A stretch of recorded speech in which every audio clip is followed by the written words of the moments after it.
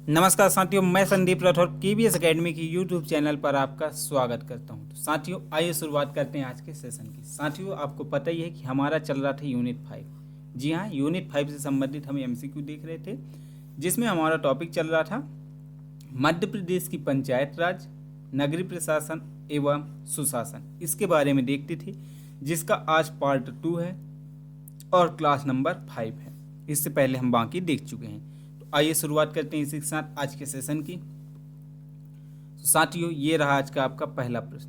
निम्नलिखित में से कौन संविधान के 73वें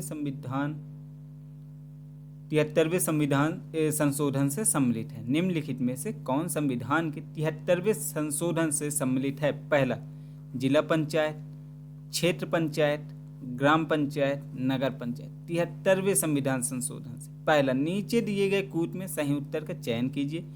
पहला कूट है साथियों केवल 1 और 2, केवल 1, 2 और 3। तीसरा है 2, 3 और 4 या फिर सभी चारों। क्या होगा? निम्न में से कौन संविधान के 73वें संविधान संशोधन से सम्मिलित है? साथियों, कमेंट कीजिए, क्या सम्मिलित है संविधान के 73वें संविधान संशोधन से?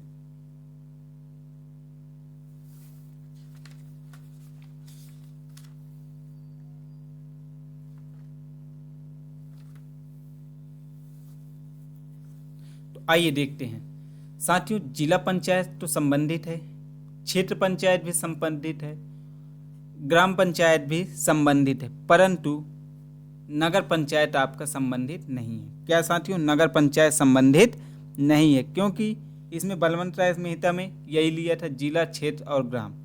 ठीक है साथियों, तो आपका कौन सा ऑप्शन होगा? केवल बी, मतलब केवल 1, 2 और 3 आपका सही आंसर होगा। अगले प्रश्न की ओर चलते हैं। अगला प्रश्न है आपका, निम्नलिखित में से किस संविधान संशोधन अधिनियम में नगर पालिकाओं को संवैधानिक परिस्थिति की गई है? पहला, संविधान अधिनियम 1992 73वां संविधान। दूसरा, 74वां संशोधन 1992।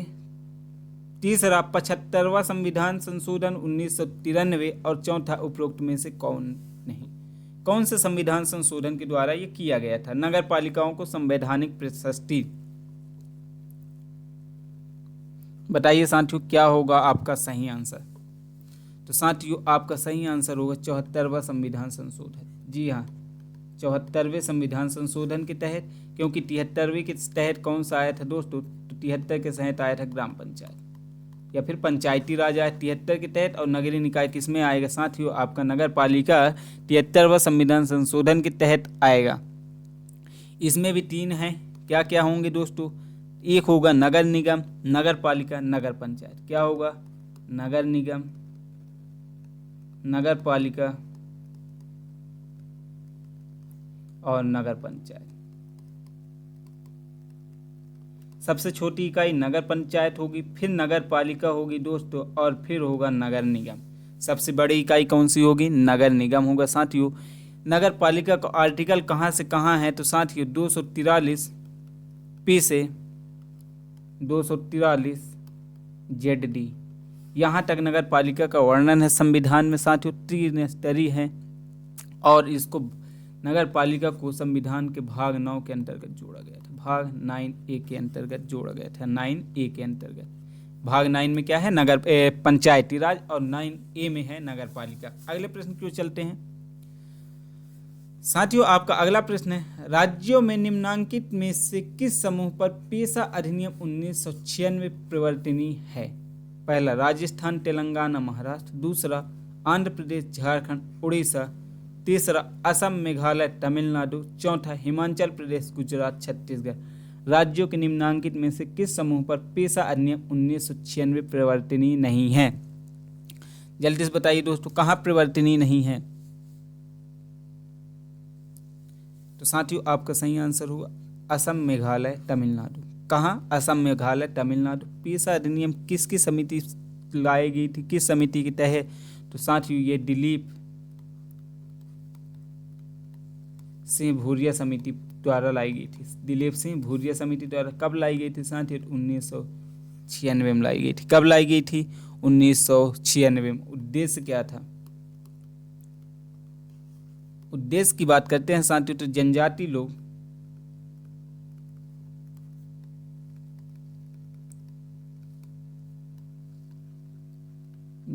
लोगों को अधिक लोकतांत्रिक स्वायत्त देना।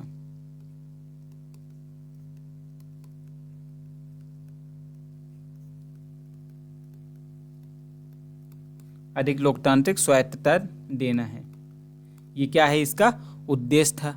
मध्य प्रदेश में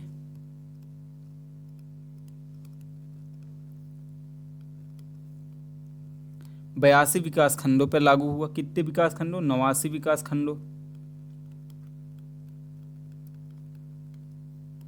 लागू। कब हुआ लागू? साथियों ये हुआ था 2022 में। कब हुआ? 2022 में। असम, मेघालय, तमिलनाडु, असम, मेघालय, तमिलनाडु ये सब थे। ठीक है साथियों। अगला प्रश्न, निम्न कथनों पर विचार करें। क्या बोला है? निम्न कथनों पर विचार करें। पहला, पंचायती राज व्यवस्था का उल्लेख भाग 9 में है। दूसरा, स्थानीय शहरी निकायों के बारे में भाग 9A में दिया गया है।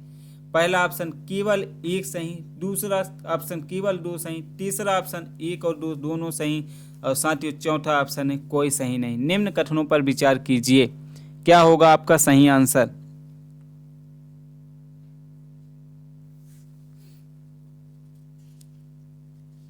बताइए साथियों, क्या होगा आपका सही आंसर?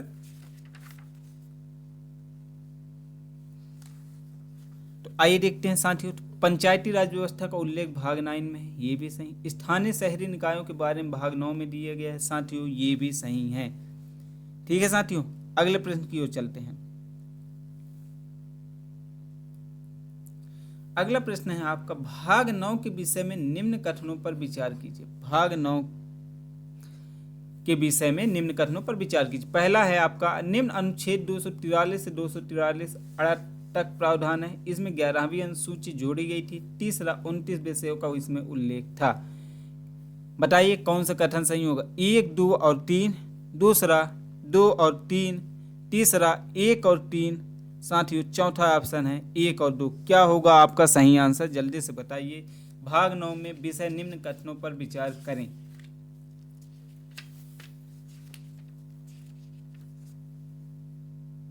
तो आइए देखते हैं। भाग 9 साथियों अनुच्छेद 243 से 243 आड़ा तक है, ये तो सही है। इसमें 11वीं अनुसूची जोड़ी गई थी, ये भी सही है। इसमें 29 विषय है साथियों, ये भी सही है। और ये जोड़ा कब गया था? तो ये 73वें संविधान संशोधन के तहत जोड़ा गया था। किसके तहत? 73वें संविधान संशोधन के तहत जोड़ा गया था। उद्देश्य क्या थे साथियों? उद्देश्य की बात करें तो लोकतांत्रिक विकेंद्रीकरण स्थापित करना। लोकतांत्रिक विकेंद्रीकरण क्या था? लोकतांत्रिक विकेंद्रीकरण था। अर्थात देखिए कौन सा होगा? पहला भी सही, दूसरा भी सही, तीसरा। ऑप्शन में देखिए किस में है? ऑप्शन नंबर ए में है, अर्थात आपका ऑप्शन नंबर ए सही आंसर होगा। अगले प्रश्न की ओर चलते हैं। आपका अगला प्रश्न साथियों, 74वें संविधान संशोधन के बारे में कौन से कथन सही हैं? 74वें संविधान संशोधन के बारे में पूछा है। अधिनियम 1992 में लाया गया था। दूसरा है, इनमें स्थानीय शहरी निकायों के बारे में उल्लेख है। तीसरा, इसके अंतर्गत भाग 9A जोड़ा गया। और साथियों इसमें कुल 16 विषय थे। कौन सा कथन सही है? बताइए। पहला ऑप्शन है 1, 2, 3, दूसरा ऑप्शन है 2 और 3, तीसरा ऑप्शन है 1 और 3, साथियों चौथा ऑप्शन है 1 और 2। कौन सा कथन सही है साथियों? कमेंट करके जल्दी से बताइए कौन सा कथन सही है 74वें संविधान संशोधन के तहत। तो आइए देखते हैं साथियों कौन सा कथन सत्य है। तो यह अधिनियम 1992 में लाया गया था साथियों, तो ये तो सही है। इसमें स्थानीय शहरी निकायों के बारे में उल्लेख है, ये भी सही है। इसके अंतर्गत भाग 9A जोड़ा गया साथियों, ये भी सही है। और साथियों इसमें कुल 16 विषय थे, तो ये गलत है साथियों। इसमें कुल कितने विषय थे? 18 विषय थे। कितने विषय थे? 18 विषय थे। अर्थात कौन कौन सा सही है? देखिए, पहला, दूसरा, तीसरा, पहला, दूसरा, तीसरा कथन सही है। तो देखिए ऑप्शन में कि पहला, दूसरा, तीसरा कथन किस ऑप्शन में है। तो साथियों ऑप्शन नंबर ए में है आपका पहला कथन, दूसरा कथन और तीसरा कथन। इसी के साथ अगले प्रश्न की ओर चलते हैं। साथियों आपका अगला प्रश्न, भाग 9A कौन सी अनुसूची में है, इसमें कितने विषय शामिल, अभी बता दिए हैं, आप लोग कमेंट कर दीजिए। 12वीं अनुसूची में 18 विषय, 11वीं अनुसूची में 16 विषय, 12वीं अनुसूची में 16 विषय और 11वीं अनुसूची में 18 विषय। बताइए दोस्तों, भाग 9A इनमें से कितने विषय। विषय तो मैंने बता दिए था, अनुसूची भी शायद मैं पिछली क्लास में बता चुका हूं कि किस अनुसूची में है आपका नगरीय निकाय। बताइए साथियों क्या होगा आपका सही आंसर। तो आइए देखते हैं। साथियों 74वें संविधान संशोधन के तहत आया, ये तो आपको पता है। कब आया, 1992 में भी आया था, इसका प्रस्ताव रखा गया था। आपको ये भी पता है किस भाग में है, तो भाग 9A में है, जो कि लिखा हुआ है। यहाँ पे आपको आर्टिकल भी पता है कहाँ से कहाँ तक है। तो आर्टिकल भी आपको कहाँ से पता है, 243 से लेके 243 ZD तक है, ये भी ZG तक है, ये भी आपको पता है। परंतु मैंने आप लोगों को अनुसूची पिछली क्लास में बताई। तो साथियों अनुसूची 12 में, क्योंकि 11वीं अनुसूची में क्या है साथियों, 11वीं अनुसूची में आपका है पंचायती राज। क्या है, पंचायती राज। पंचायती राज में कितने विषय साथियों, तो इसमें है 29 विषय। कितने विषय हैं, 29 विषय। किस संविधान संशोधन था, तो ये 73वें संविधान संशोधन था। सर्वप्रथम किसने लागू किया था, मध्य प्रदेश ने लागू किया था। कब लागू किया था मध्य प्रदेश ने, तो 1994 में लागू किया था साथियों। कब किया था मध्य प्रदेश, 1994 में लागू किया था। देखिए आपका क्या होगा, option number A is the correct answer. मतलब भाग 9A में 12 अनुसूची एवं 18 विषय हैं। अगले प्रश्न की ओर चलते हैं। साथियों आपका अगला प्रश्न है, 74वें संविधान संशोधन अधिनियम के द्वारा कितने स्तरीय नगरीय निकायों का प्रावधान है। 74वें संविधान संशोधन 1 स्तरीय, 2 स्तरीय, 3 स्तरीय, चतुर्स्तरीय, कितने स्तरीय निकायों का उल्लेख है साथियों संविधान संशोधन 74वें के द्वारा। कमेंट करिए दोस्तों।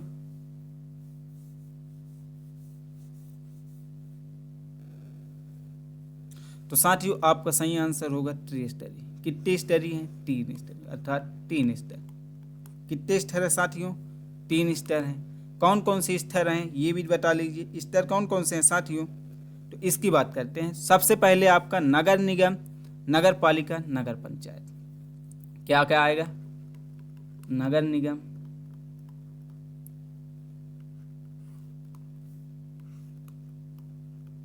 नगर पालिका, नगर पंचायत। क्या, नगर पंचायत। कौन कौन से हो गए, नगर पालिका, नगर निगम और नगर पंचायत हो गए साथियों। अब नगर निगम में जनसंख्या कितनी होनी चाहिए, तो 1 लाख से अधिक साथियों। 1 लाख से अधिक होगा तो उसे किसका दर्जा मिल जाएगा, नगर निगम का दर्जा मिल जाएगा।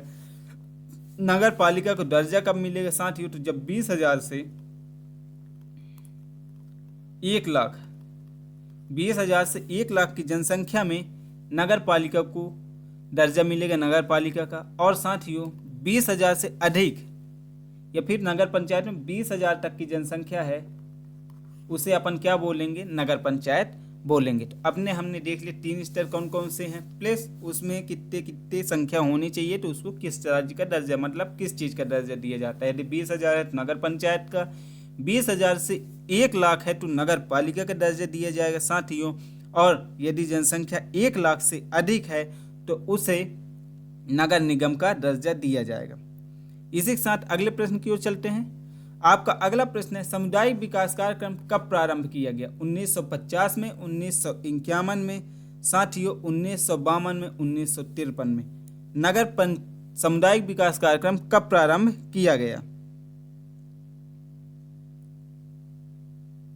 बताइए साथियों।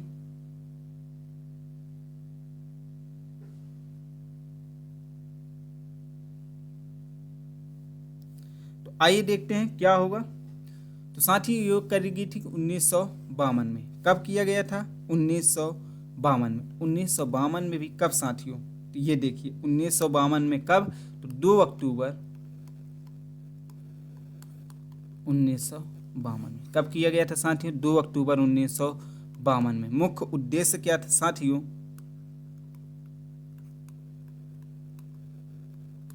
मुख्य उद्देश्य की बात करते हैं तो इसका मुख्य उद्देश्य था ग्रामीण समाज में एकीकृत लाना। क्या था? ग्रामीण समाज में एकीकृत। क्या था इसका उद्देश्य? ग्रामीण समाज में एकीकृत लाना। इसकी समीक्षा के लिए कौन आया था साथियों? तो बलवंत राय मेहता समिति का गठन किया गया था। समीक्षा हेतु बलवंत राय मेहता समिति।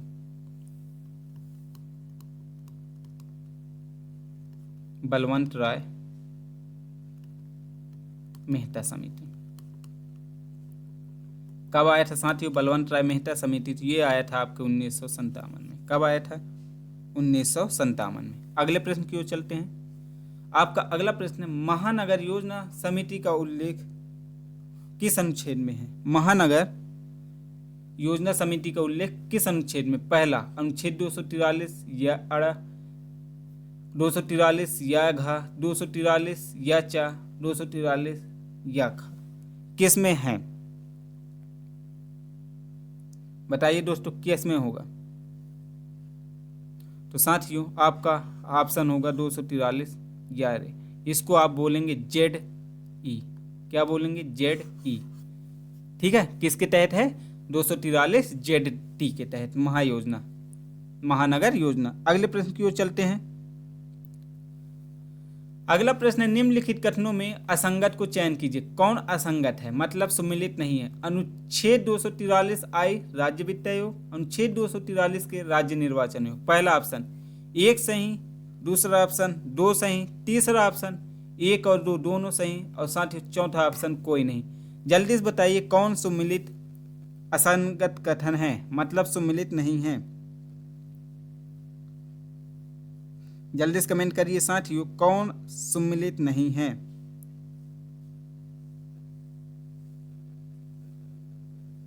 तो आइए देखते हैं साथियों। राज्य वित्त आयोग, राज्य वित्त आयोग साथियों 243 आई में है। किस में है? 243 आई में है।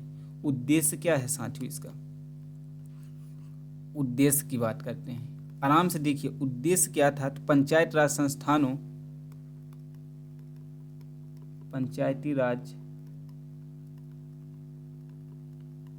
संस्थानों और स्थानीय निकायों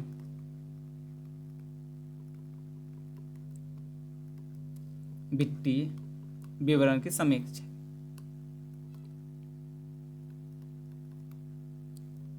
समीक्षा व सुझाव देने के लिए, समीक्षा व सुझाव हेतु किसका? राज्य वित्त आयोग ने 243 के अंतर्गत ये उल्लेखित है।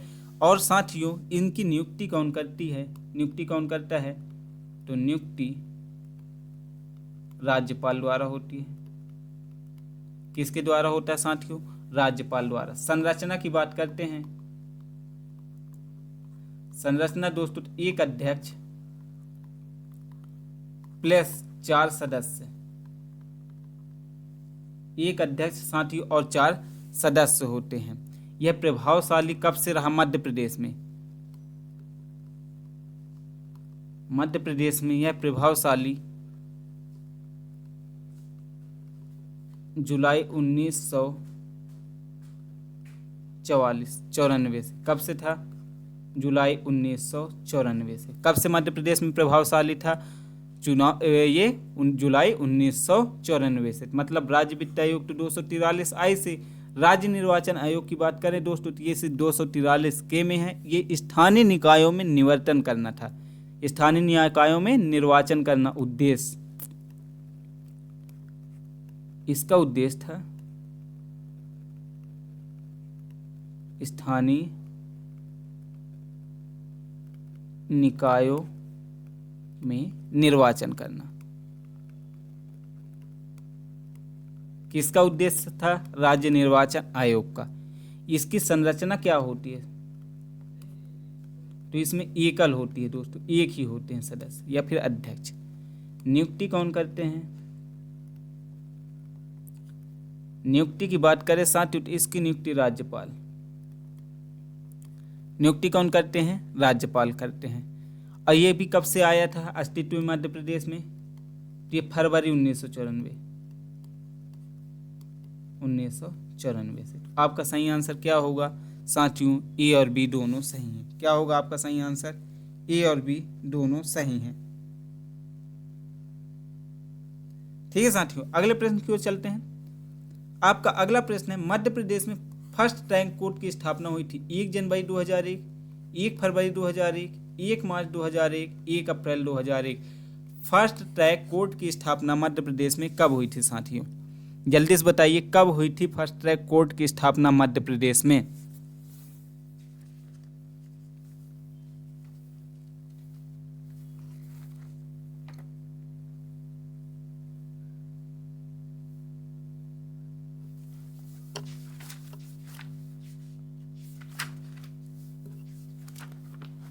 तो साथियों फर्स्ट ट्रैक कोर्ट की स्थापना मध्य प्रदेश में 1 अप्रैल 2001 में हुई थी। कब हुई थी? 1 अप्रैल 2001 में।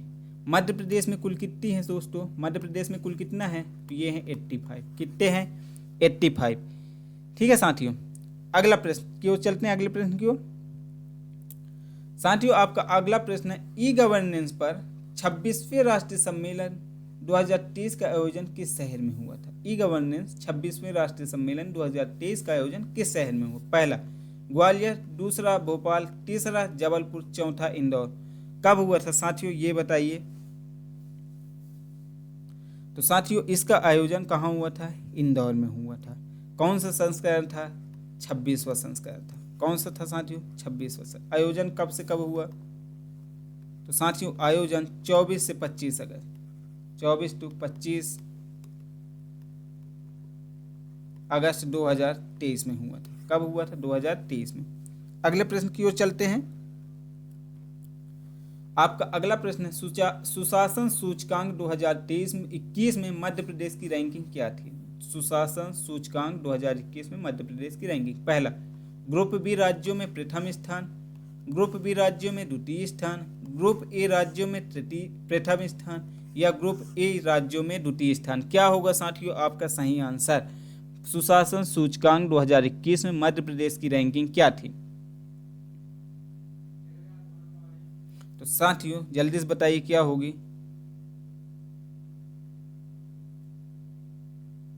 तो साथियों मध्य प्रदेश की था option number A, group A, group B में प्रथम स्थान, प्रथम स्थान। ये आपका सही होगा। अगले प्रश्न की ओर चलते हैं। Madhya Pradesh state wide area network किस जिले में स्थित है? इंदौर में, भोपाल में, जबलपुर में, Gwalior. Madhya Pradesh state wide area network किस जिले में स्थापित है? तो साथियों कहाँ है? भोपाल में। कब स्थापित हुए दोस्तों? तो 2005 में भी कम तो मार्च में 2005, मतलब मार्च 2005 में इसकी स्थापना की गई थी। कहाँ? भोपाल में। अगले प्रश्न की ओर चलते हैं। साथियों आपका अगला प्रश्न है, अटल बिहारी वाजपेयी सुशासन नीति विश्लेषण संस्थान मध्य प्रदेश में कहाँ स्थापित किया? अटल बिहारी वाजपेयी सुशासन नीति विश्लेषण संस्थान मध्य प्रदेश के कहाँ की स्थित की? पहला इंदौर में, दूसरा जबलपुर, तीसरा ग्वालियर, चौथा भोपाल। कहाँ की गई थी दोस्तों ये बता दीजिए आप लोग। तो साथियों ये की गई थी भोपाल में। कहाँ की गई थी? भोपाल में। कब की गई थी? तो स्थापना या गठन। तो साथियों स्थापना या गठन की बात करें थी वर्ष 2007 में। कब साथियों? वर्ष 2007 में। स्थान तो आपको पता है कहाँ? भोपाल में। विशेष क्या था दोस्तों इसको सॉरी साथियों, विशेष क्या था? तो मध्य प्रदेश सरकार का अकादमिक थिंक टैंक है। ये क्या है? मध्य प्रदेश सरकार का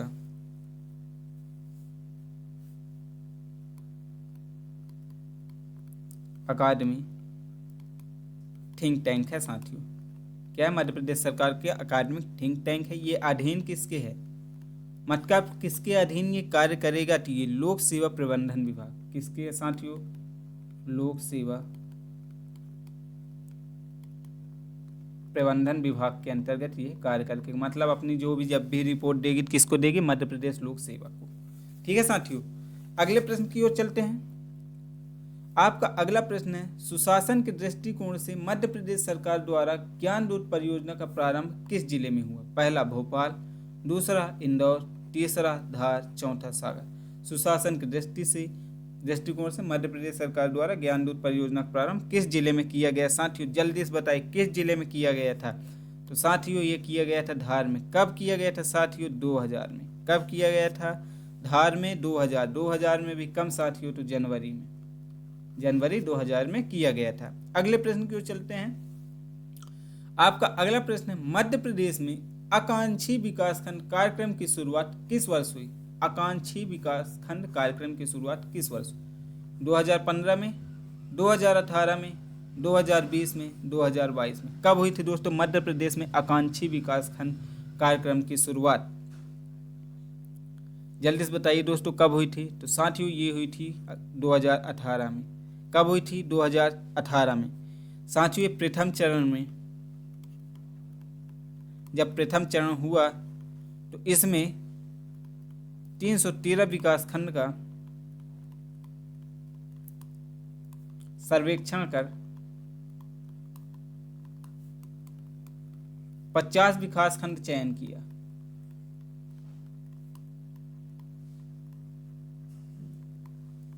सर्वेक्षण कितने किए थे? 313 विकासखंड के, बट लागू कितने में किए गए साथियों? 50 में।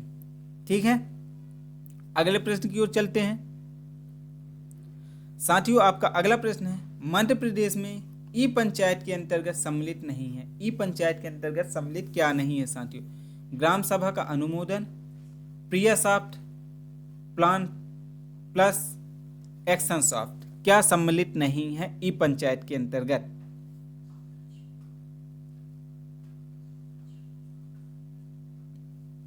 बताइए साथियों क्या सम्मिलित नहीं है? तो साथियों ग्राम सभा अनुमोदन ये सम्मिलित नहीं है। प्रिया सॉफ्ट के बारे में देखते हैं दोस्तों, तो ये कैश बुक रजिस्टर इत्यादि स्वचालित करती है। ठीक है, यह सहभागी विकेंद्रीकरण योजना को सुदृढ़ीकरण करता है। और साथियों एक्शन प्राप्ति नेशनल पंचायत पोर्टल सार्वजनिक डोमेन जानकारी साझा करने के लिए इसका गठन किया गया था, एक्शन सॉफ्ट का। ठीक है साथियों, अगले प्रश्न की ओर चलते हैं। साथियों आपका अगला प्रश्न, पंचायती राज संस्थानों में महिलाओं के लिए आरक्षित स्थानों के संदर्भ में निम्नलिखित में से कौन सा कथन सही है? किसके लिए? महिलाओं के आरक्षित स्थानों के संदर्भ। पहला, इसका प्रावधान संविधान के अनुच्छेद 243 डी में किया गया। दूसरा, यह आरक्षण अनुच्छेद 334 में विनिर्दिष्ट अवधि की समाप्ति पर प्रभावी नहीं होगा। नीचे दिए गए कूट में सही उत्तर का चयन कीजिए। पहला कूट है साधु, केवल एक, केवल दो, एक तथा दो दोनों, ना तो फर्स्ट और ना ही सेकंड। क्या होगा साथियों आपका सही आंसर? पंचायत राज संस्थानों में महिलाओं के लिए आरक्षित स्थानों के संदर्भ में निम्नलिखित में से कौन सा कथन सही नहीं है? बताइए साथियों जल्दी से कमेंट करिए।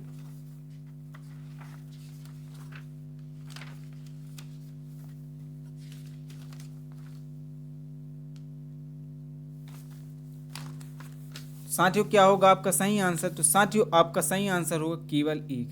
क्या होगा? केवल एक। इसका प्रावधान किस में है? 243 डी में किया गया है। दूसरा क्या लिखा है? यह 334 में निर्दिष्ट की समाप्ति पर प्रभावी नहीं रहेगा। तो गलत सोच, तो यह प्रभावी रहेगा। ठीक है, और साथियों इसके तहत मध्य प्रदेश में महिलाओं को आरक्षण कितना दिया गया था? 50%। कब दिया गया? 2007 में। कब दिया गया साथियों? 2007 में। और बिहार में भी दिया गया था। कब? 2007 में। मध्य प्रदेश और बिहार में महिलाओं को कितना दिया गया था? 50% आरक्षण दिया गया था। अगले प्रश्न की ओर चलते हैं। साथियों आपका अगला प्रश्न है, निम्न कथनों के आधार पर सही विकल्प का चयन करिए। निम्न कथनों के आधार पर सही विकल्प का चयन करें। पहला, पंचायती राज चुनाव में महिलाओं को 50% आरक्षण देने वाला प्रथम राज्य मध्य प्रदेश है। पंचायत चुनाव में महिलाओं को 50% आरक्षण देने वाला प्रथम राज्य क्या है? मध्य प्रदेश। दूसरा, ऐसी व्यवस्था लागू करने वाला राज्य बिहार दूसरा है। दोस्तों निम्न कोड का प्रयोग करते हुए सही उत्तर का चयन कीजिए। पहला सही, दूसरा सही, 1 और 2 दोनों सही, चौथा ऑप्शन कोई सही नहीं। क्या होगा साथियों आपका सही आंसर? लिखा है निम्न कथनों के आधार पर सही विकल्प का चयन करें।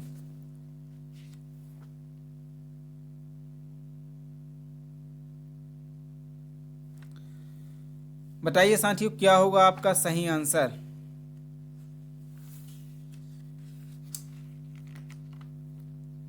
मध्य प्रदेश निम्न कथनों में चुनाव के संदर्भ में कौन सा आंसर सही होगा?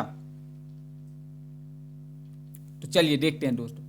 पंचायती राज में महिलाओं को आरक्षण 50% दिया है, ये तो सही है। ये क्या है साथियों?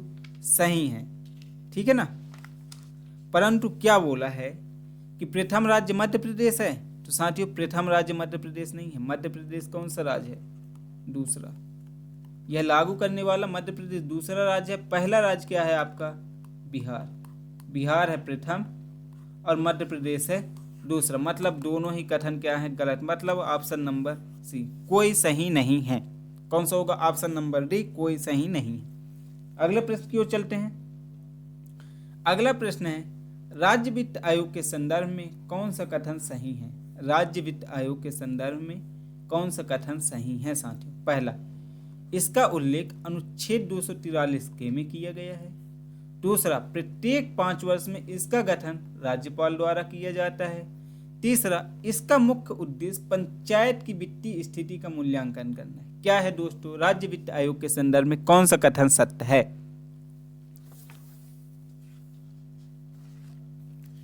कमेंट करिए। पहला ऑप्शन है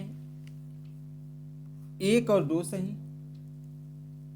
दूसरा ऑप्शन है 2 और 3 सही। तीसरा ऑप्शन है 1 और 3 सही। चौथा ऑप्शन है सभी सही।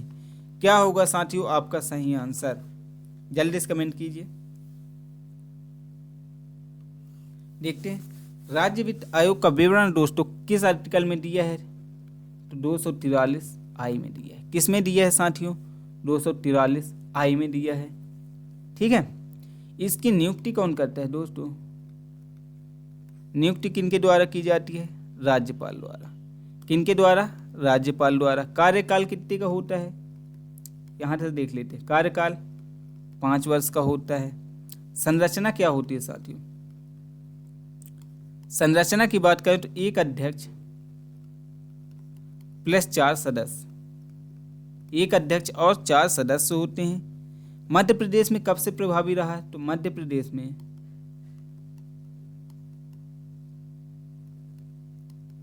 जुलाई 1994 से प्रभावी रहा। कब से चाहा? जुलाई 1994 से प्रभावी रहा। उद्देश्य की बात करते हैं। उद्देश्य क्या था? पंचायती राज संस्थानों और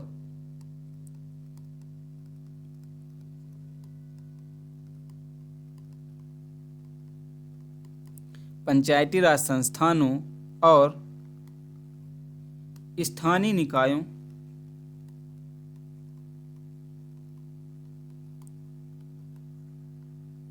वित्तीय विवरण की समीक्षा